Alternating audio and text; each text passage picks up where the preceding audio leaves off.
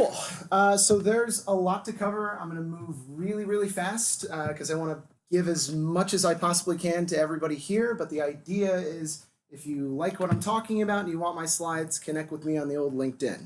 You might be able to tell by my accent. I'm not from around here. I'm from Washington, D.C., but I live in Copenhagen. I've been in the startup scene and working on all things marketing for the last 12 years. I consider myself a mentor, startup junkie, technical marketer, and growth hacker. Do a ton of public speaking, and yeah. The idea is that I like having lots of projects. So one of my first ones within Copenhagen is architecture quote. So basically I'm doing deal flow for architects. I started Clint Marketing about the same time because why not fill up your fucking schedule with more work? So that's been fun. Got fired 2 weeks ago from Valuer.ai because I had too many projects. I also do TaylorRyan.io. I do a lot of public speaking.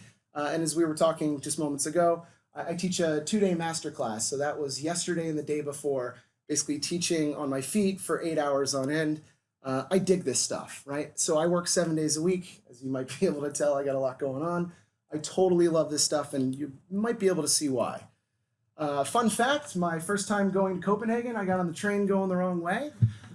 Didn't figure that out until about half an hour later, and the lady checking the tickets comes over, and she's like, "Where are you supposed to be?" I show my ticket, and she goes, "Oh, honey, you're in Sweden." And the entire train car erupts in laughter, like, "Look at the idiot." And I'm like, "Thanks, guys." So that was a fun start. So my goal for today is to provide value. I want to give you guys enough stuff that you can immediately run with it and try it on your own. I'm going to hit a ton of tools. If you want the slides, just ask me. Just a real quick kind of gauging of the audience. How many people run their own business here? Oh, good. Okay, cool. And how many people are entrepreneurs mixed as kind of technical marketers? I know it's kind of like a bit of an overlap. Okay, smaller. Cool. I'm going to skip kind of the general definition. My definition of growth hacking is essentially doing the most with the least amount of time and money in order to get the biggest results. Everything that I'm showing you is super cheap. You don't have to spend a lot of money. The idea is, especially if you're growth hacking within startups, you can't really have the big budgets that a lot of the other players do. So I always say that growth hacking is doing the work. The idea is that if your car breaks down and you bring it to 2 different types of mechanics, one has read every book for the last 5 years about fixing your particular car, and the other one has actually fixed every single little piece of equipment. I'm not a car guy. Every little piece of machinery inside of that car. Who do you want to have fix your car? I want the guy that has dirt underneath his fingernails or her fingernails. The idea is I'm trying to get people to actually do the work because that's where the real learning's at. The idea is I always look at marketing as a bunch of loosely connected systems. The idea is that if you can do one part of the system really well, you can start applying it to all the others. I love teaching this stuff, and the idea is get good at one thing first, and then you'd be surprised how well you can apply it. A lot of the stuff that I'm going to go in today is kind of around this concept of the Pareto Principle. It's the 80-20 rule. The idea is that 20% of your blog posts or your content are going to drive 80% of your traffic. Certainly true of every company that I've stepped into. And there's a lot of different ways to kind of look at hacking that. And I'm going to bounce around in slides, so hopefully you won't get vertigo. So one of the things, this is Ron Swanson, and there's a great little quote from this guy. Basically, never half-ass 2 things, whole-ass 1 thing. And I'm going to show you what I mean by that. So this is a screen grab from Dollar Shave Club. Dollar Shave Club got bought out for $3 billion, that's with a B, not million, $1 billion in a matter of about 3 years to Gillette. All they're doing is basically sending razors to people. And the concept was really simple. They had one piece of content that put them in a viral kind of loop, and then eventually people started figuring out who they were. Every business should have kind of that big piece of content that works. So I wanted to show a couple of different examples of that.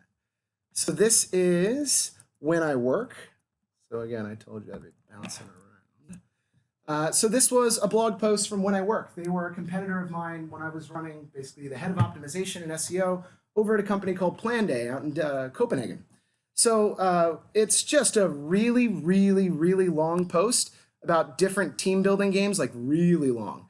But the idea was they captured so many keywords with this long piece of content.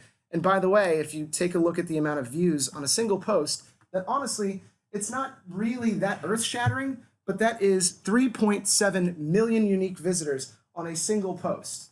Now, for the entire year that I was over at Plan Day, the best we did was 200,000 unique visitors. So the idea is something that basically was 10 times, I'm terrible at math, 10 times-ish the amount of traffic was pretty astounding. And it's true of Valuer. So I have a couple of different posts out of Valuer that have had some amazing traction. Let me show one more example. There we go. So Elon Musk doesn't need a resume. So there's this great little startup called novoresume out in Copenhagen. They basically sprang to life practically overnight because they took their product and applied it to a popular culture figure, Elon Musk. The dude doesn't need a resume.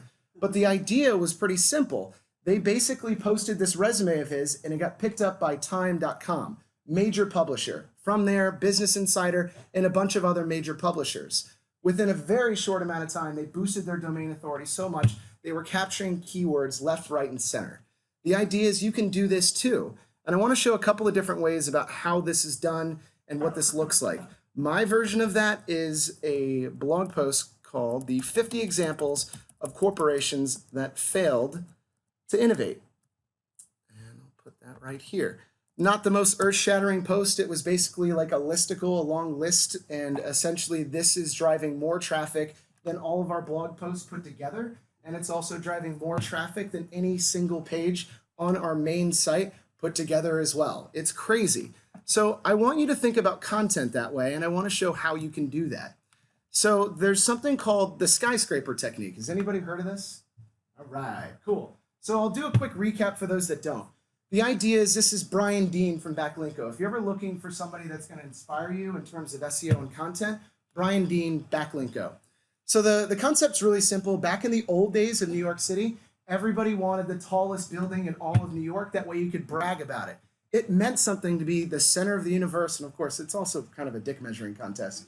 But the idea was, due to the confines of construction and engineering, you could only get to a certain height. So somebody decided to put a giant flagpole on top of their building. And all of a sudden, they had the tallest building in all of New York. So everybody else started doing that, and it became this thing to do. So the idea is, I'm not encouraging you to steal content, but I'm going to show you how to do it. So there's a great little tool called Ahrefs, and let me jump in. So Ahrefs is this wonderful tool that allows you to basically pull apart different websites and see what the best content is. So this is Valuer, and I'm also going to show a competitor of Valuer. So I go down to top content. Click. My internet's a little slow. Bear with me. Are we supposed to be saying something? Oh no. Okay. Sorry guys. Good call. Yeah, exactly. All right. So this is the top content side of Ahrefs. So the idea is that I'm able to see, based on shares and referring domains, what the top content is of myself and any of my competitors. So if we go down the list, I can start to see, this works over there. This is a psychology principle of social proof.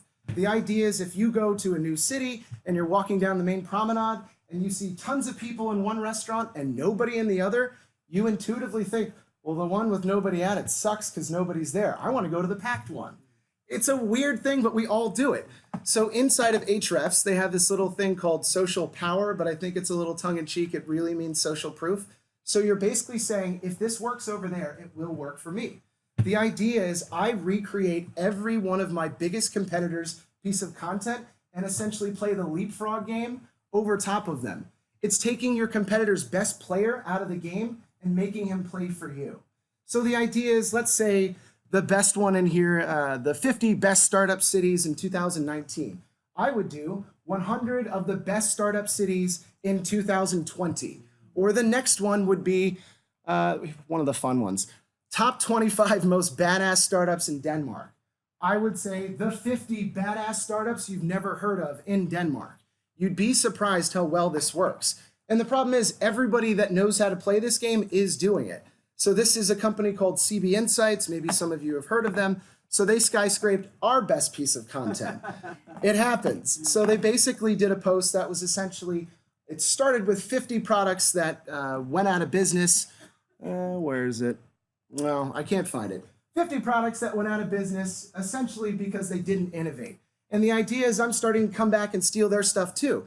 You can do that yourself. You can do that with your competitors. And here's the interesting part, do it for publishers. The idea of social proof actually works. Make the best piece of content, steal from them, don't copy and paste, make a better version of it. And I want to show you some of the techniques on how that's done.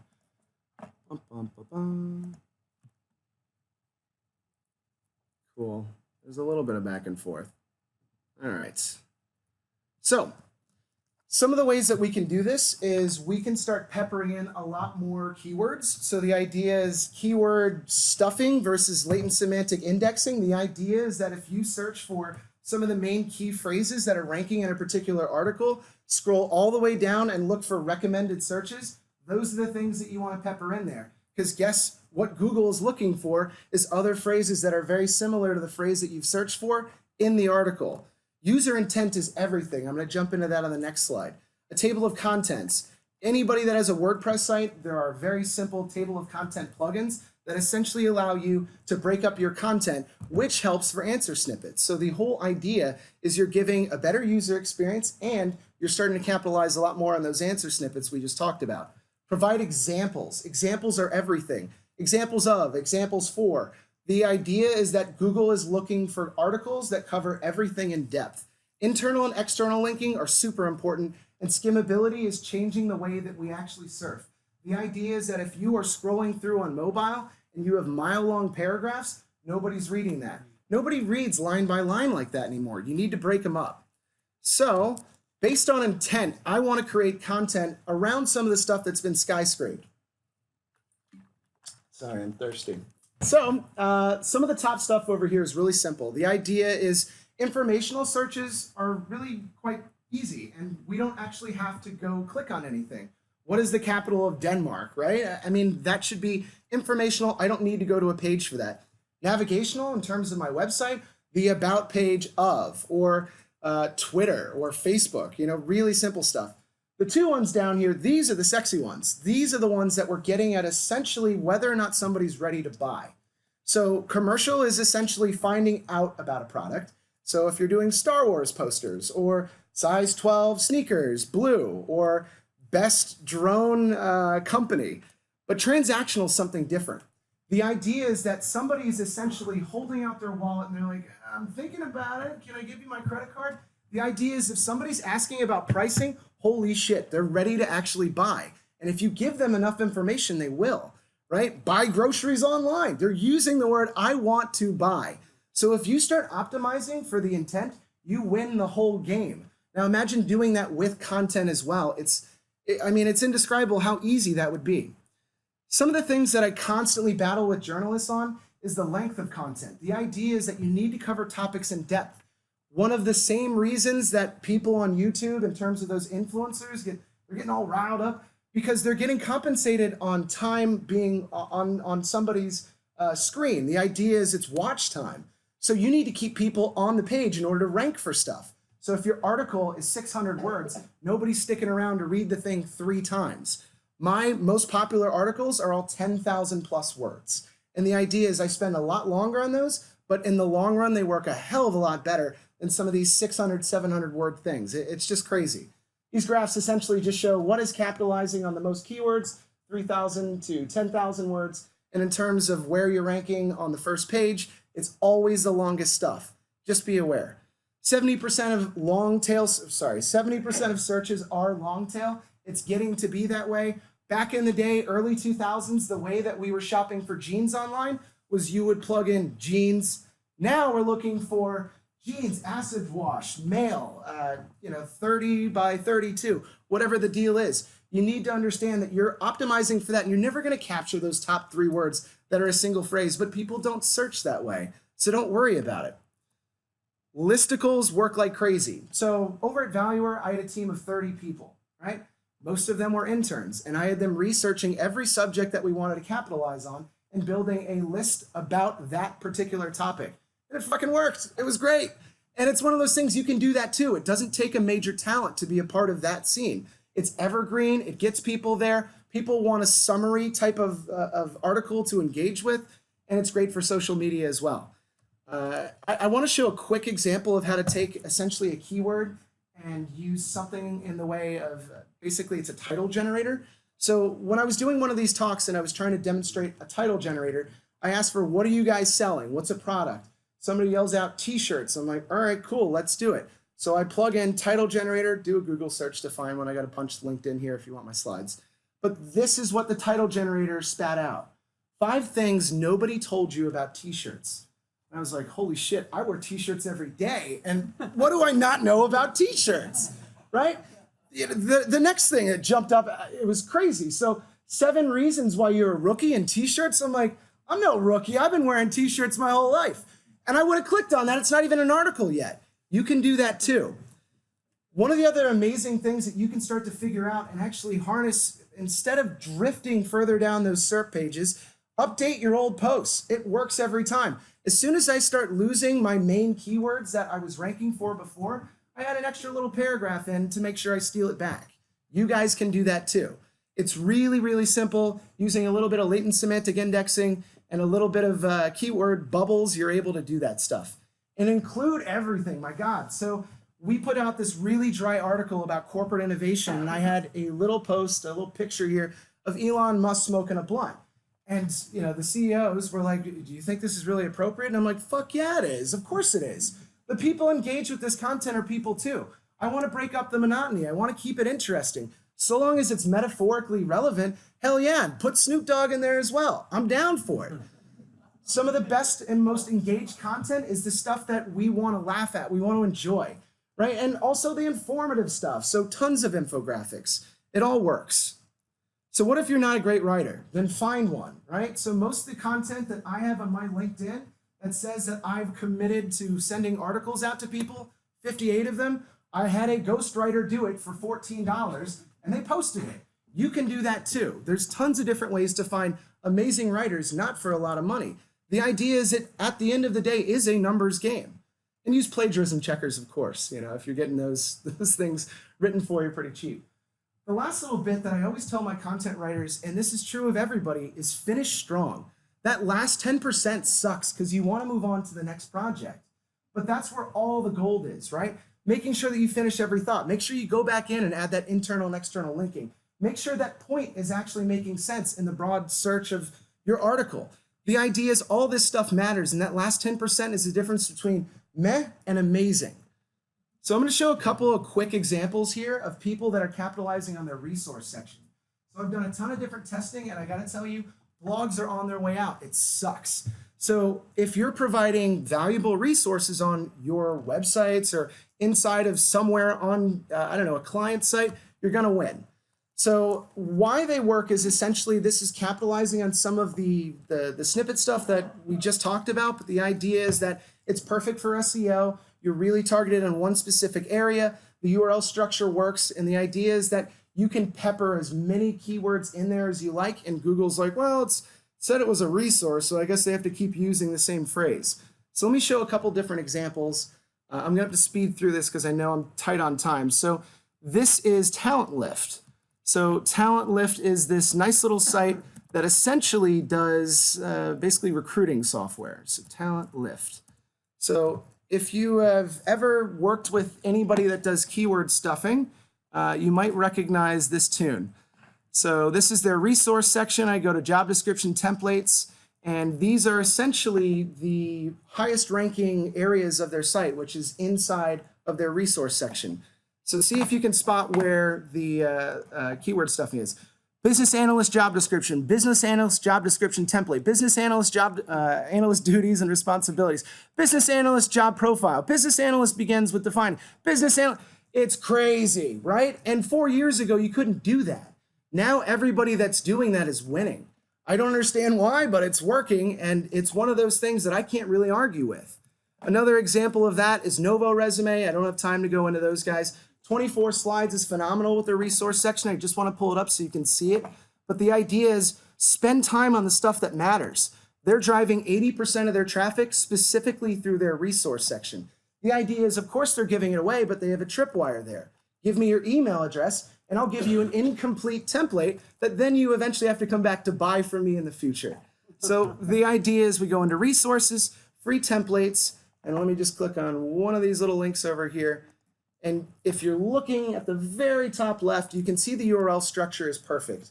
/templates, corporate business models, and then each individual template that you select in here is, again, another set of keywords. These guys have gone from 0 to almost 300,000 unique visitors practically overnight because they used a resource section. I consider that to be a win. I'm not going to go into Propeller. I think it stands to reason it is what it is. You already nailed the future is kind of paid. I really liked what you said about it, but I just wanted to show a quick thing that is kind of irking me, and I want people to get a feel for it because I don't think we're all taking the same look as we should be. So I did a quick screen capture of corporate innovation. It's kind of what we were selling over at Valuer. And the idea is I want you to get a feel for how much happens before you actually see organic. So the first 4 things are ads. Shocker, ads are everywhere. The next is images, and then you get your answer snippet, right? And that's great. If you rank for that answer snippet, you're winning. Then after that, videos. Hey, you know, that's great for Google because guess what Google owns? YouTube, and all of those are YouTube videos. Shocker, people also ask. People also ask puts you back into the search so you get more ads. And then just beyond that, you start to look at some of the organic stuff.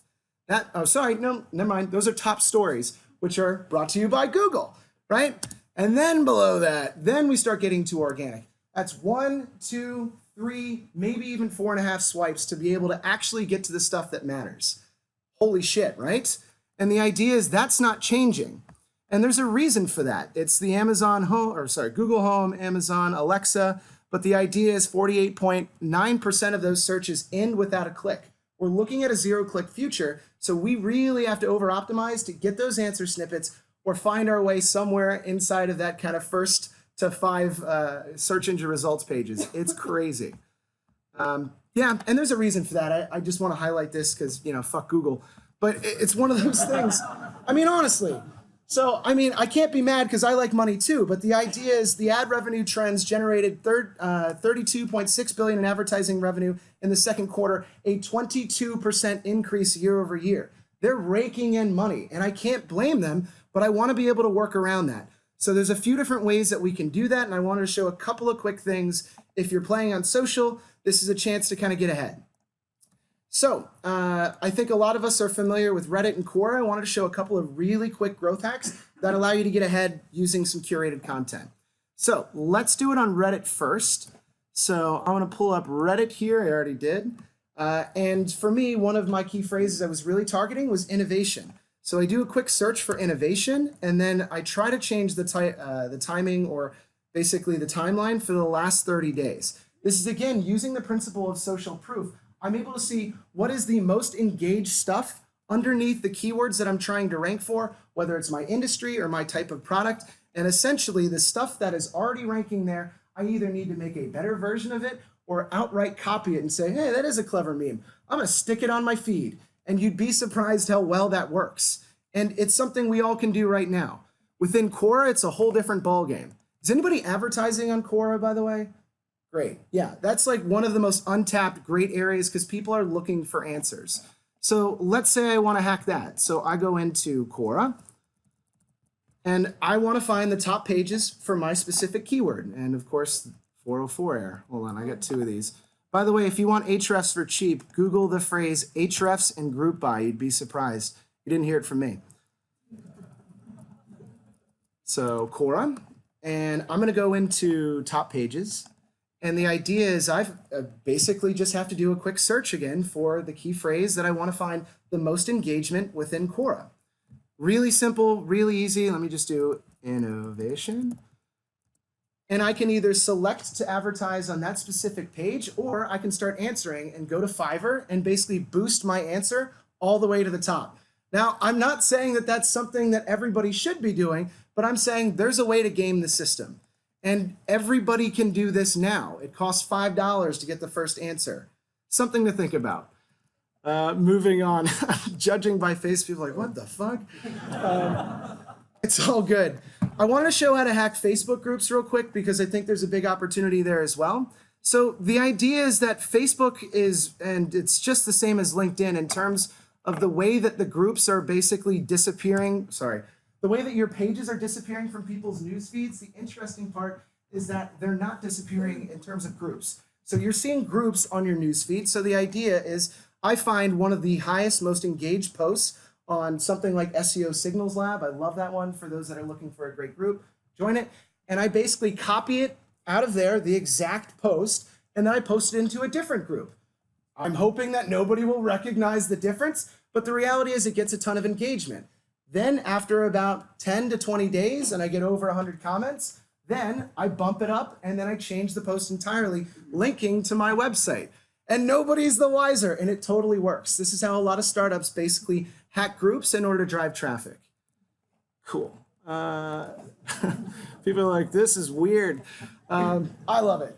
So I don't know. I have flexible morals, but I find that this is something that maybe I'm not okay with. So this guy basically posted a short story about how working with his boss is troublesome, and then at the end it's don't forget where you came from. So within a few days, somebody copies the exact post, posts it on their LinkedIn. A few days later after that, somebody else does it. And then, holy shit, they see that it works. So more people start copying the exact post. And it's like a folksy little story. Somebody even got smart and they're like, all right, well, let me put my product below that post so people will actually click on my product. That kind of stuff is scummy, but I think this is even worse on the far end. They copy the exact post and they tag the originator, hoping to piggyback on his engagement, getting 2,800 and some odd numbers of likes and engagements. The problem is when everybody's cheating, nobody's cheating. And the reality is it's really difficult to track this from any platform. So the idea is if you're really struggling to get ahead, you have options.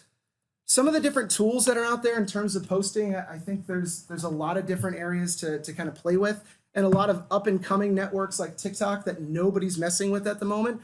But the idea is having the ability to bulk create and test at scale is super interesting. So I created essentially a guide that allows you to do that. So you can create 50 different posts across 4, 5, 6, as many platforms as you want using a CSV upload that then basically mimics the entire post across a number of different platforms and then pushes it live using a mixture of Zapier and Buffer. If you want that, I can send it over to you. No problem, no questions asked. By the way, I also charge for this stuff. So I think I've probably gotten pretty close to going over time. I'm not saying that all of this stuff is the smartest thing to do, but I'm saying I didn't invent the rainy day. I just happen to have one of the better umbrellas. The future of content is going to change in the next number of years, and I think most people don't realize that AI self-generated content is coming.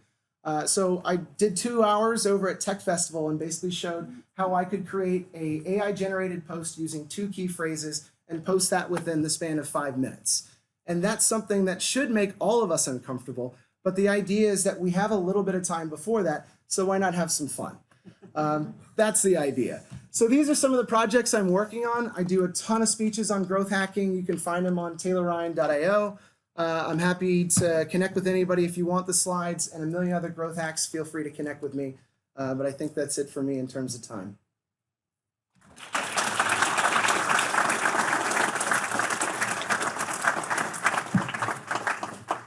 Okay, so does anyone not have enough information to bring home with them after